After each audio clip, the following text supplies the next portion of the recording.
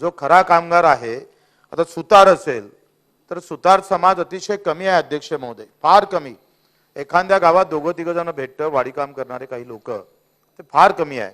तर त्या सुतार कामगारांना समाजाला आपल्याशी कसं जोडता येईल? जर सुतार कामगार हे बांधकाम कामगारांमध्ये बसतच, ते मिस्त्री लोक आहेत ते पण बसतात, पण त्याच्यासाठी त्या बांधकाम मंडळातून काही चांगली वेगळी व्यवस्था करता येईल का? हा, विश्वकर्मा तर ते तुम्ही आता चॉकलेट आहे सगळं,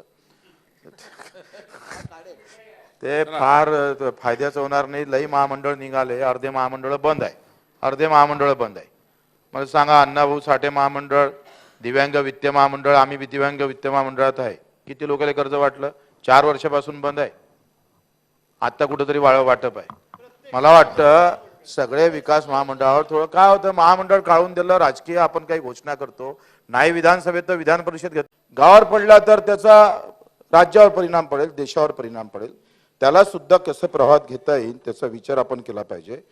2-3 समाज उद्योगी समाज आहे अध्यक्ष महोदय आपल्याकडे. सुतार समाज हा उद्योगी समाज आहे, तुम्ही न्यावी समाज आहे हा उद्योगी समाज आहे, आणि दुसरा आपण जर पाहिलं अध्यक्ष महोदय, कुंभार समाज आणि शिंपी समाज हा उद्योगी समाज आहे.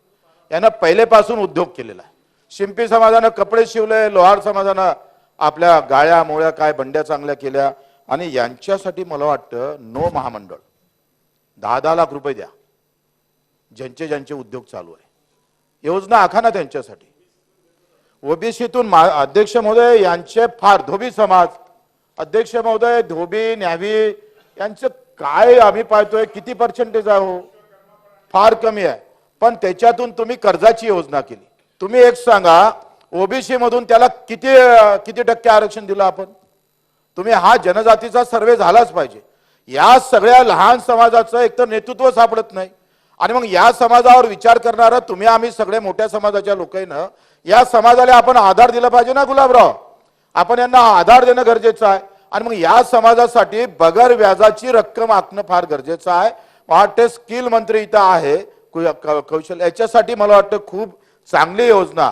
यांना नोकरी तर आपण देऊच, पण यांना जर उद्योग, आता न्यावी समाजाचे पोरं बाहेर निघाले का ते दुकान टाकते, मग दुकानासाठी काय व्यवस्था करता येईल ते अध्यक्ष महोदय त्यावर विचार कर. थोडा कसं आहे, माझा एक आमदार आता राजकुमारजी बोलणार नाही, तर थोडासा वेळ दिला तर काही फरक पडणार नाही. आणि तुम्ही या लहान समाजाच्या विरोधात आहे का? लगेच तुम्ही म्हणता थांबून ठेवा, तुमच्या वांदावीन बरं मतदारसंघात, असं करू नका, बोलू द्या याच्यावर. एकतर ह्या समाजाबाबत अध्यक्ष महोदय का ह्या लोहार असेल, सोनार असेल, या सगळ्या समाजांना तुम्हाला आम्हाला सोबत घेऊन जावं लागेल. बारी समाज आहे, आता आम्ही बऱ्याच नागपूर येथे चालू असलेल्या विधिमंडळाच्या हिवाळी अधिवेशनामध्ये कष्टकरी कामगारांचे नेते सन्माननीय आमदार बच्चूभाऊ कडू यांनी मायक्रो ओबीसी घटकातील सुतार, लोहार, सोनार, कुंभार, न्हावी, धोबी या पारंपरिक व्यवसायातील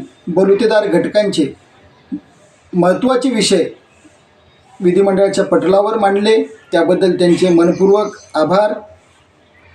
महाराष्ट्रात 19% आरक्षणामध्ये ओबीसीच्या प्रवर्गामध्ये प्रामुख्याने हा बलुतेदार घटक हा प्रमुख येतो, परंतु 29 वर्षामध्ये ओबीसी आरक्षणाचा कुठलाही लाभ या घटकापर्यंत पोहोचलेला नाही.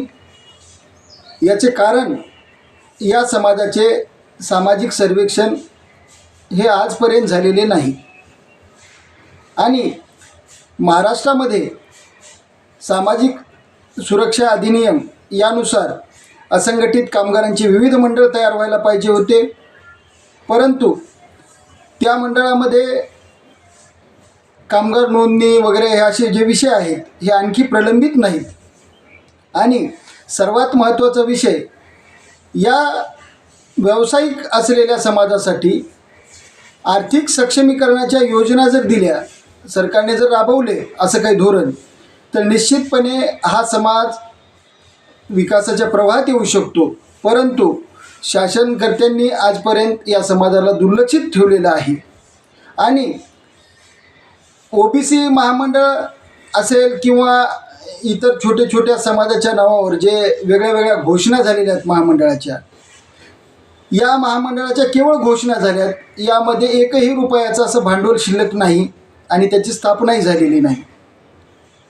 अशावेळी सरळ सरळ शासनाने या बलुतेदार घटकातील व्यावसायिकांना 10 लाख रुपयापर्यंत बिनव्याजी कर्ज द्यावं आणि यासाठी कौशल्य विकासाच्या योजना राबवाव्यात, जेणेकरून हे समाज विकासाच्या प्रवाहात येतील. आणखी पुन्हा शासनाला विनंती करतो की महाज्योतीमार्फत कौशल्य विकासाचे स्वतंत्र प्रकल्प या समाजासाठी, बलुतेदार समाजासाठी राबवले पाहिजे. आणि गावगाड्यामध्ये पारंपरिक व्यवसायामध्ये असलेला हा समाज हा अल्पसंख्याक असल्यामुळे यांच्यावर वारंवार अन्याय होतात. यासाठी शासनाने अन्याय प्रतिबंधक कायदा करावा अशी विनंती शासनाला करतो. त्यासोबत बच्चूभाऊ कडू यांनी वेळोवेळी आमचे प्रश्न विधिमंडळात मांडले, सभागृहात मांडले, याबद्दल त्यांचे मनपूर्वक आभार व्यक्त करतो. धन्यवाद.